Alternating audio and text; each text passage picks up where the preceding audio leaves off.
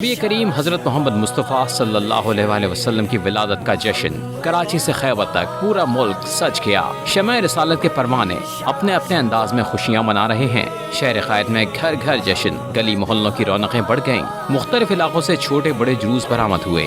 लाहौर में ईद मिलादुन्नबी के मरकजी जुलूस अपने रवायती रास्तों पर गामजन। बड़ी तादाद में शहरियों की जानिब से नज़र न्याज का एहतमाम किया गया।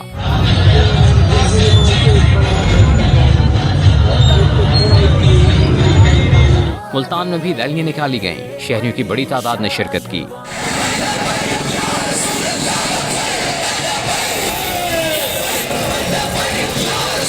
पेशावर में भी आशिक रसूल हुजूर की बारगाह में दुरूद सलाम और नात रसूल मकबूल के कुल्हाए अकीदत पेश करते रहे।